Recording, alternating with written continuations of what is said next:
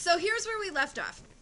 If we take a look at what we did in the past, we did electron configurations, we talked about valence electrons, and those being the electrons in the highest energy level.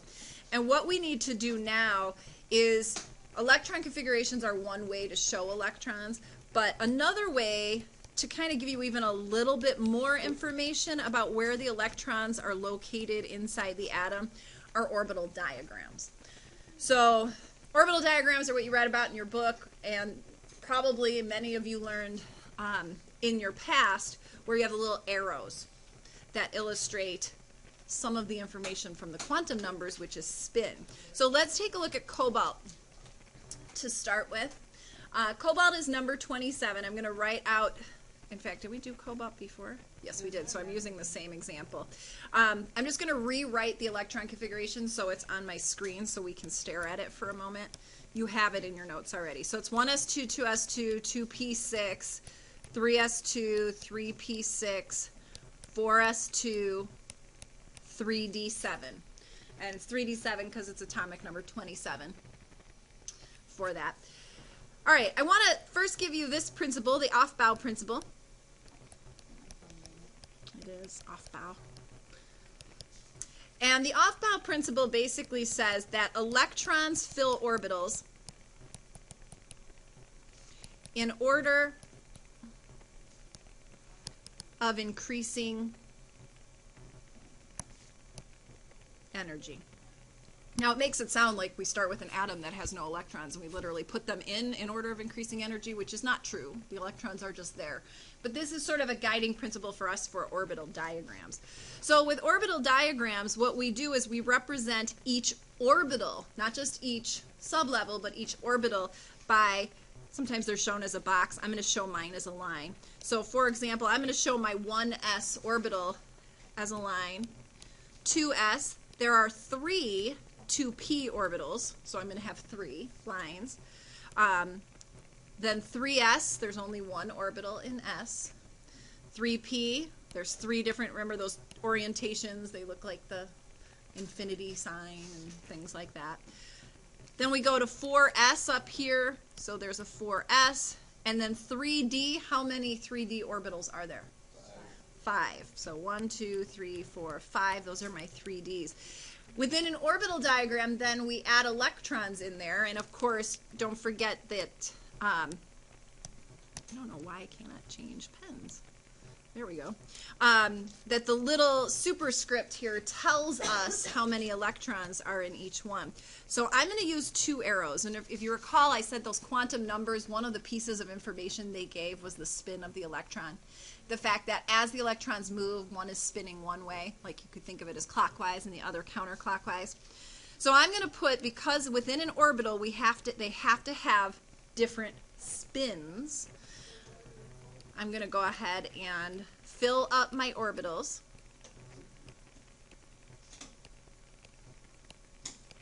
P6 here. 4s2. Then I get to 3d7, and before I fill it up, we're going to talk about Hund's rule.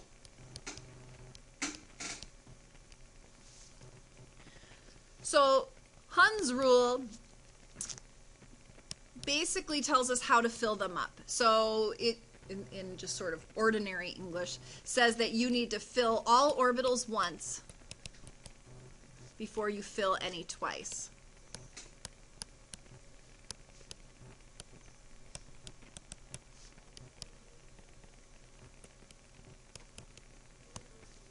In other words, electrons are not going to pair up if they don't have to, which makes sense. They're negatively charged. They repel each other. We don't want them in sort of the same location.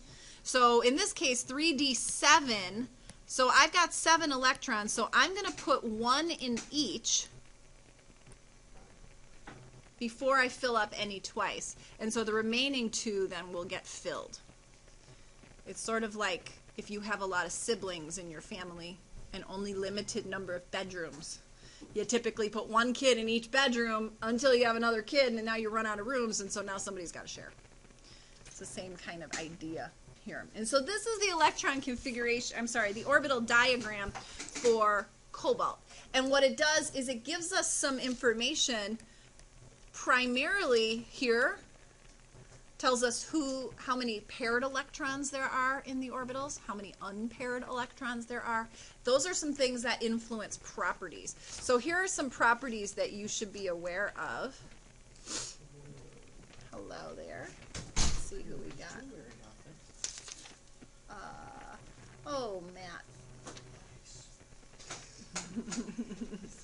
He's a happy camper. All right. So here are some properties that this kind of information, we can't really get it as much from the electron configuration, but some properties to know.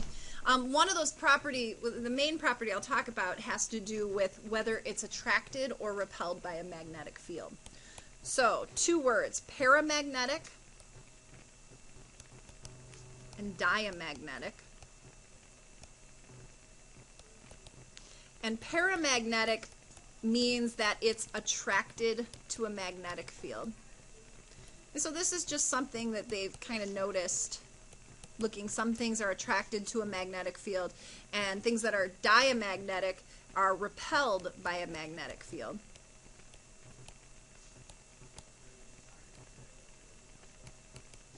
And what they've noticed is there's a pattern in where the electrons are oriented or where the electrons are located depending on what happens. So just to give you an example, something that's paramagnetic might be nitrogen. And nitrogen, if you look at the periodic table, and I'm just going to draw the orbital diagram for nitrogen. Nitrogen is 1s2, 2s2, and then it's 2p3. So Hund's rule says I need to put 1 in each here.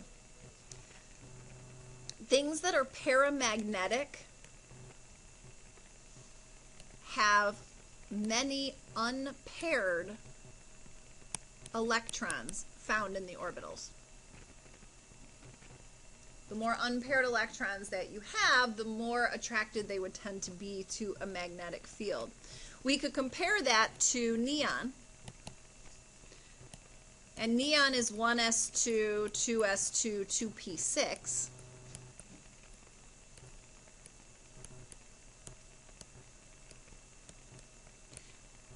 And what they find is that if all of the electrons are paired up, there actually is a tendency for it to be repelled by a magnetic field. So paired electrons. So we get some we can predict some properties based on the orbital diagram that we can't necessarily predict just looking at how many electrons it has. All right, questions on orbital diagrams? Yeah, Keaton? Just like that really orbital diagrams with Cobalt, that would have 2 valence electrons because you do 4s. Yes, great question. So Cobalt, because of where it is, has 2 valence electrons, and that's exactly which ones they are. The 2 in the 4s. The 3d are not valence because they're still in the 3rd energy level. All right, a couple of times what we find, and we actually will find this as we start talking about spectroscopy really tomorrow, what we talk about tomorrow, what people have done tests to actually prove where are the electrons located in the atom. And just as an example, if we take a look at chromium, chromium is number 24. The electron configuration for chromium, I'm just going to do the shortcut here, is argon and then 4s2, 3d4, if you count over the boxes. When they do some forms of spectroscopy, and again, we'll talk specifically about that tomorrow, what they find is this is what you predict off the periodic table, but this is not what the tests prove it to be. And that there are actually exceptions to what we predict off the periodic table. In fact, for chromium, what we find chromium to be when they actually do, for example, photoemission spectroscopy, is they find out that it's actually 4s1, 3d5. And the College Board would say, you don't have to memorize the exceptions, and I'm okay with that. That's new this year. But, I disagree. I think you should know them. But here's what I want you to know. Well, you don't need to memorize who is an exception, you should know that there is a pattern that we see when we see an exception. So here's one example, and then here's another one, so we can see the pattern. Copper. Copper's number 29. So we predict it to be argon 4s2 3d9 on paper. But then when they do testing, they find that's not what it is. In fact, it's argon 4s1 3d10 instead, which isn't what we expected on paper. And so what I would expect you to know for these things is that A, exceptions exist. Like sometimes we predict it on paper and we find out in real life it's different than that. That's fine. Another thing I want you to know is that when we find exceptions, they seem to favor half-filled or completely filled sublevels.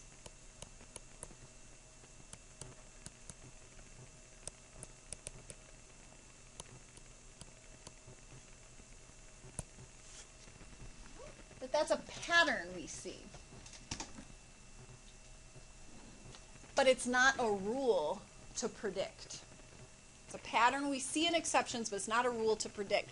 For example, if we look at chromium, we see this, it goes from being filled in the 4s, but not half filled or totally filled in the D.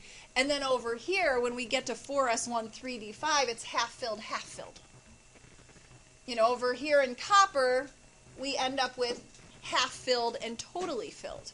So you might think, okay, molybdenum is right underneath chromium, so it should do the same thing as chromium.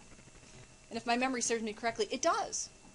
But then when you look at tungsten, it doesn't do the exception.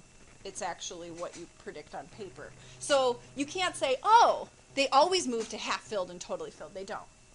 It's just when they find exceptions, this is often a pattern that they see when those exist. So don't be surprised if you see something that shows it not being what you would predict. We know exceptions exist. That's totally fine. All right, last thing dealing with kind of electron configurations. And that's just quickly, I want to mention ions. Obviously, ions have a different electron configuration than the neutral atom. If we're talking about an anion, a negative ion, we're talking about just adding electrons to it. So if you had something like sulfur, which is 1s2, 2s2, 2p6, 3s2, 3p4, that's the neutral atom electron configuration. And sulfur forms an ion of what charge? Number 16. 2 minus, right? So it gains 2 electrons. So if we're forming the sulfur 2 minus ion, it becomes 1s2, 2s2, 2p6, 3s2, and we got to add 2 more electrons, which makes it look like a noble gas. Surprise, surprise. So negative ions are easy. Positive ions are easy as well, cations. But the thing we have to always keep in mind is that they lose the valence electrons first.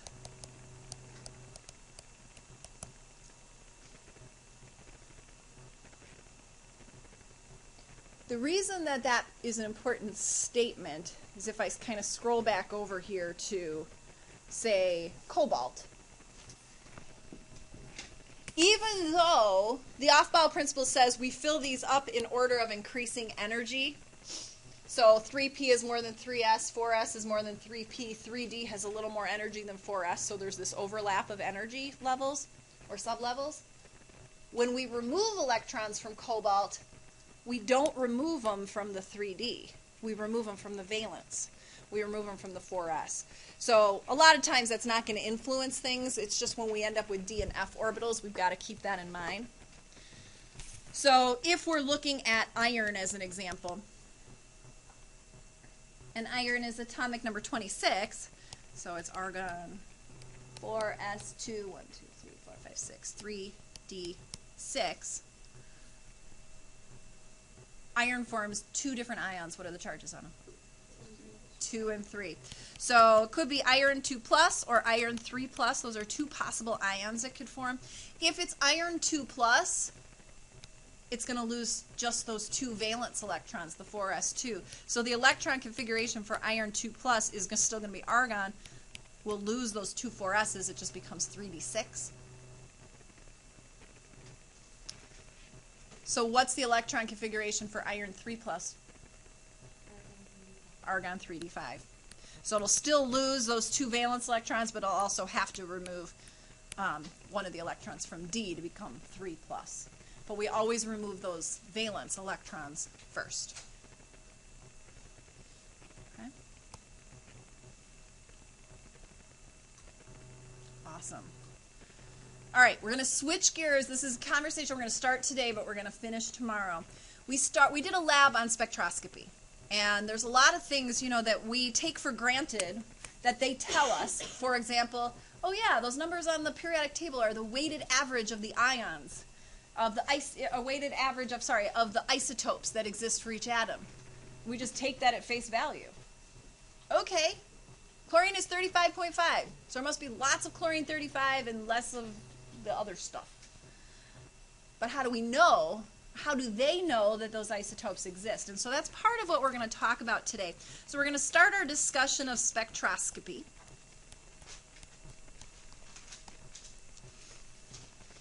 And we're going to there's 4 different types of spectroscopy to talk about, 2 of which we've already dealt with. Here's the first one. Atomic emission spectroscopy.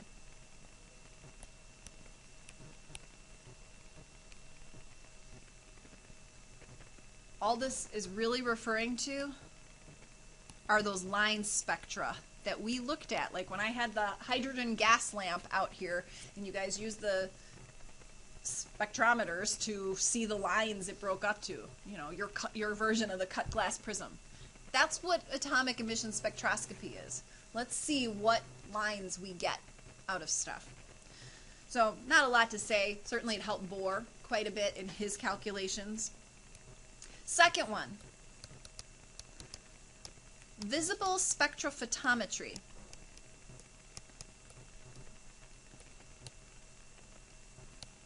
We're going to talk about visible. There is ultraviolet spectrophotometry, infrared spectrophotometry. In the lab, which is what we used visible light. We had it put a 635 nanometer wavelength into our sample. So with visible spectrophotometry, this is really where it measures the light absorbed or transmitted through a sample.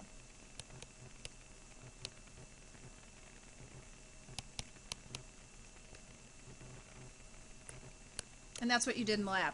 We set it to 635 through our sample of our blue dye. We saw it recorded how much light was absorbed, or how much of that light was absorbed, and we did some calculations. So what I want to do, though, is kind of add to that a little bit. First of all, here is what our graph essentially might have looked like.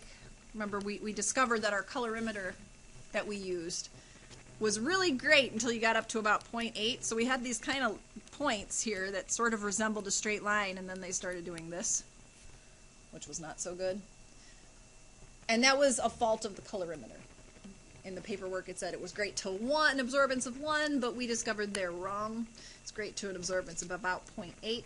And so what we should find is that with absorbance, as the concentration increases, the absorbance should increase in a linear fashion. And so you guys came up with an equation for the line. I'm going to call this equation of the line y equals mx. Why am I not doing plus b? Starts at the origin. It should start at the origin, right? I mean, those colorimeters were calibrated so that when it was distilled water and there was no dye, it should have had 0 absorbance. So this really should have gone through the origin. All right, let's introduce this idea of something called Beer's law, which has nothing to do with beer, unless you are Mr. Beer. Probably Dr. Beer. I don't actually know if he was a Mr. or a doctor. But Beer's law is a law that relates absorbance to the concentration of something that has a color in it. And here is Beer's law. A equals A, B, C. Fancy. Here's what those things refer to. A stands for absorbance.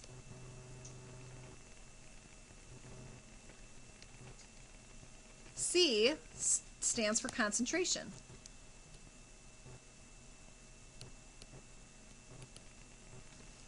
If I simply stop here, and I'm going to tell you what A and B are in a second, but A and B don't change over the course of an experiment.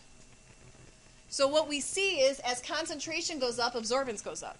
Concentration goes down, absorbance goes down, which is what this graph ultimately should be showing us. As you increase the concentration of the dye, the absorbance gets higher.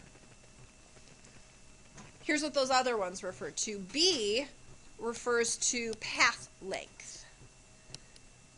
That means what is the path length inside your cuvette that the light has to pass through. So if this is your cuvette, it was our little, square-shaped cuvette, the path length is this distance. If light has to shine through and comes out the other side, this is the path length.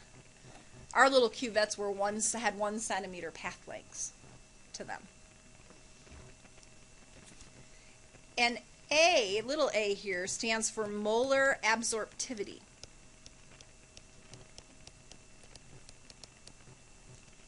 And molar absorptivity depends on the substance.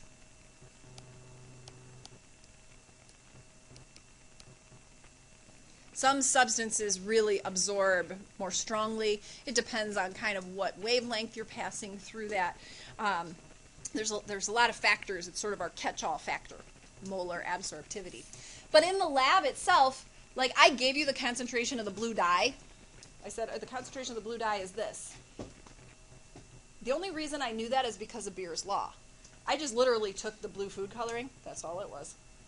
I just started dumping it till it was good and dark. But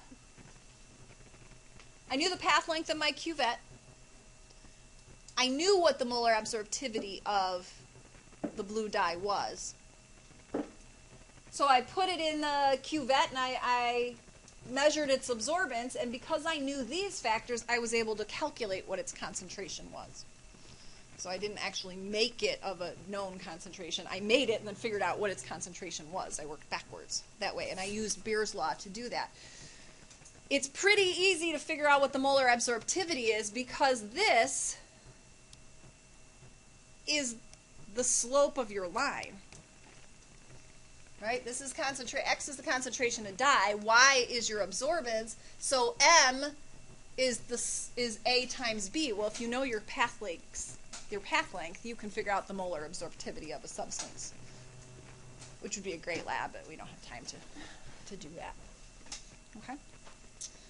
All right, so that is visible spectrophotometry. Yes, I can't talk.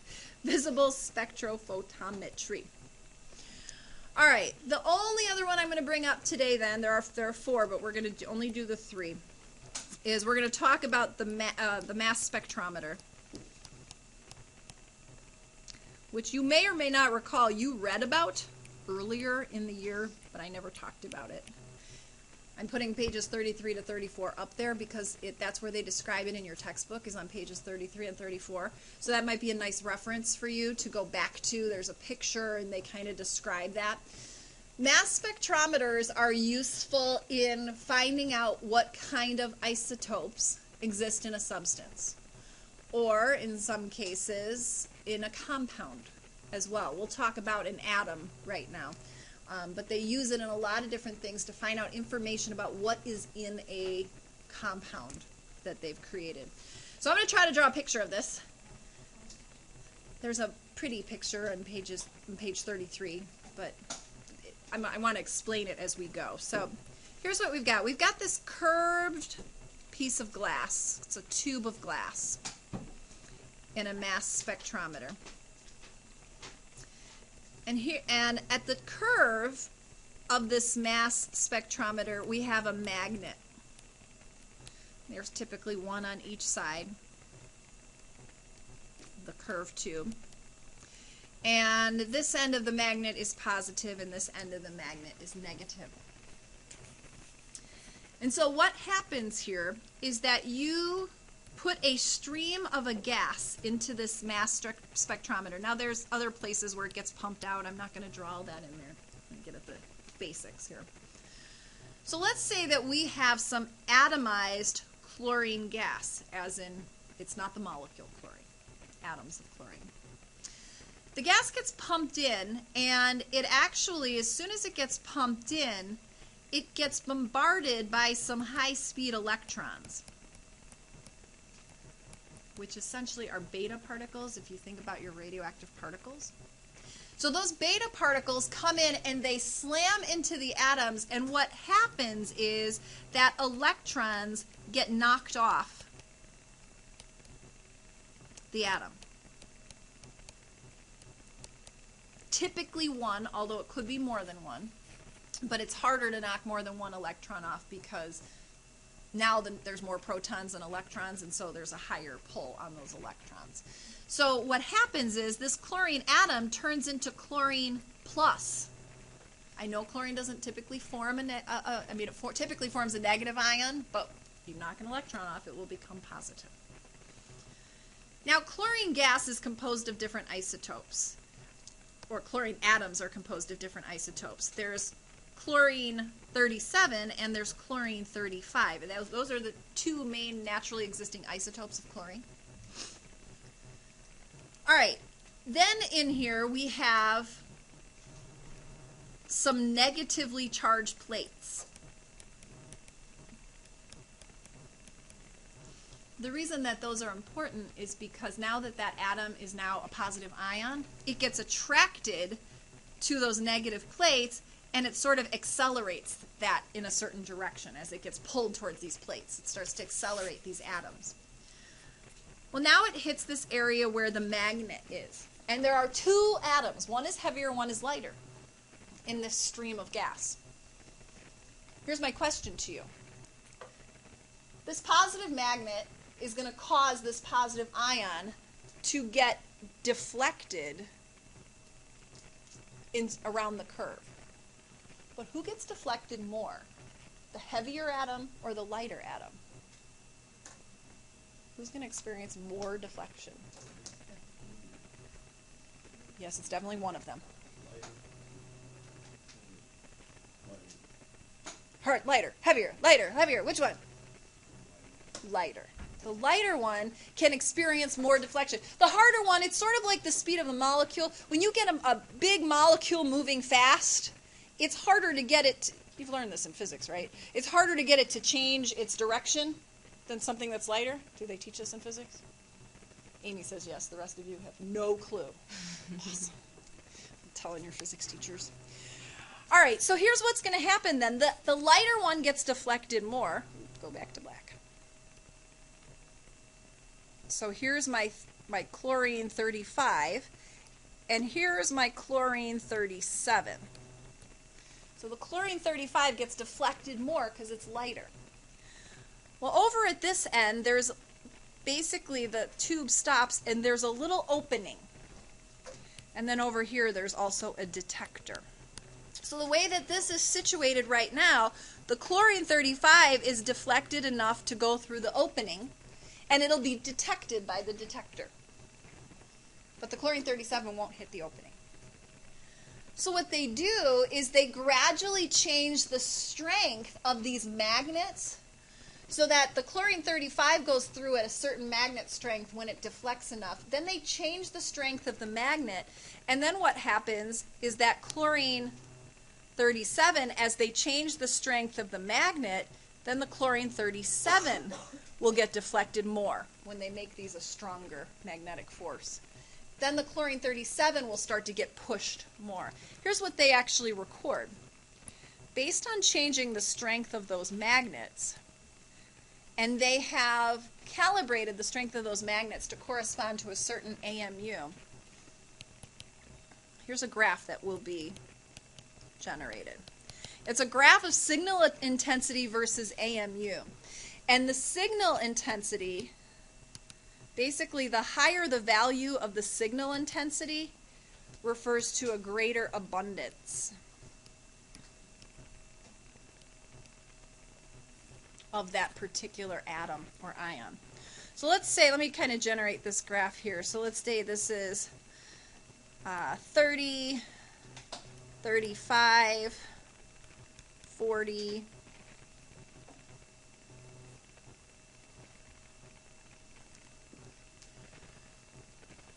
so on this graph, so they start streaming the gas through and the magnet is not even turned on. And they gradually start turning up the strength of the magnet. As they turn up the strength of the magnet, it starts to generate just this low level line. Nothing's happening.